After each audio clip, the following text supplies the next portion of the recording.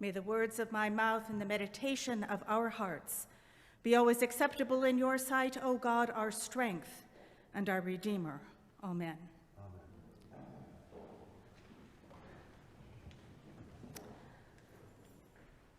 We are on the road once again with Jesus and the disciples. To set the scene, they have been told in one way or another that Jesus is indeed the Messiah, whether it has been the result of witnessing the glowing white of Jesus' garments and the appearances of Moses and Elijah at the Transfiguration, which happens just a few chapters before this one, or Peter's statement of last Sunday that Jesus is the Son of God, the Messiah. They have all witnessed or at least heard just who Jesus is. Please note, I did not say that any of them completely comprehend who Jesus is, just that they know. Furthermore, they have been instructed not to spread this piece of wonderful information around for many reasons, not the least of which is that they are on the road to Jerusalem, the final journey to Jerusalem. They are on the road to the cross. So traveling on the road to Jerusalem and knowing this really fantastic piece of information about Jesus that they cannot share, the conversation turns to other things. Remember that to the disciples and the rest of the Jewish people, the coming of the Messiah meant an overthrow of the occupying and oppressive government. No longer will they be at the mercy of Rome, its rulers, and its armies.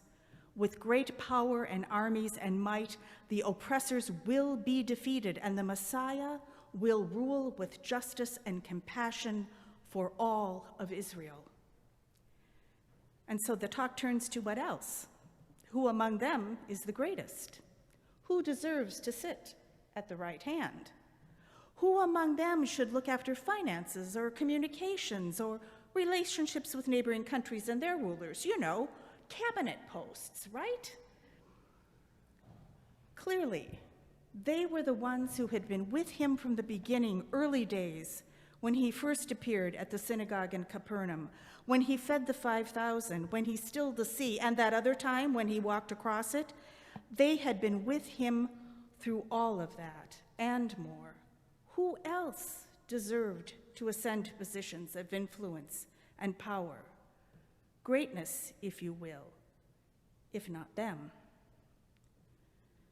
Thank goodness he had told them not to share the part they really didn't comprehend, the part about the Son of Man is to be betrayed into human hands and they will kill him, and 3 days after being killed he will rise again. It was far more entertaining to debate over who and which one would get that position or which. Besides, nothing makes a long journey seem shorter than a really energized argument with your best mates. Sadly, or perhaps thankfully, we will never know just who was able to claim which sought-after post. The results of the argument became lost to us when Jesus turned to them once they had entered the house in Capernaum and silenced him with the question, "What were you arguing about back there?" Silence. Busted. Once inside, Jesus gathers them once again around him and tells him, "Whoever wants to be first must be last and servant of all." What happens next has often been turned into literally a stained glass Jesus moment, the gathering up of a small child, placing him on his lap, and the directive about welcoming the child is welcoming me and the Father. A truly, moment. Truth be told, the stained glass Jesus image is a far less challenging message. Truth be told, the message that is intended is indeed a challenging one. In the time of Jesus, children were not considered to have much, if any, value or status in society. Oh, sure, their parents and their families loved them, but children contributed in no way to society whatsoever, and therefore were seen as the lowest of beings on humanity's ladder. There is a reason that prophets consistently admonish listeners to care for widows and orphans, for these were the people society swept under the metaphorical carpet. To instruct the disciples, who a short time ago had been discussing what high-level government position each was worthy of, that their call was to care for the least among them, must have been jarring. Or as Steve Garnas Holmes describes it, as being a child in a world full of big people. And to be honest, this is hard stuff. Theologian David Lose writes, "This is absolutely and totally different than what the culture, whether in the 1st century or the 21st century, tells us."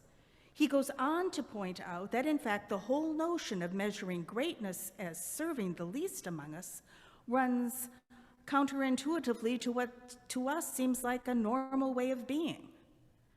Greatness for us seems to be associated with money or power or status or positions or fames, things that allow one to have influence with and over others, and is something much easier to quantify and therefore understand.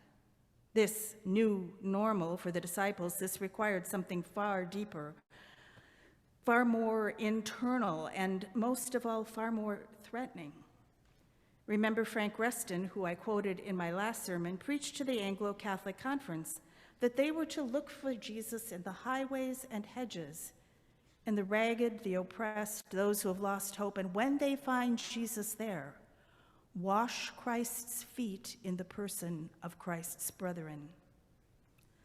Foot washing, an action that requires the one doing the washing humble themselves, kneel down before the person whose feet they are to wash.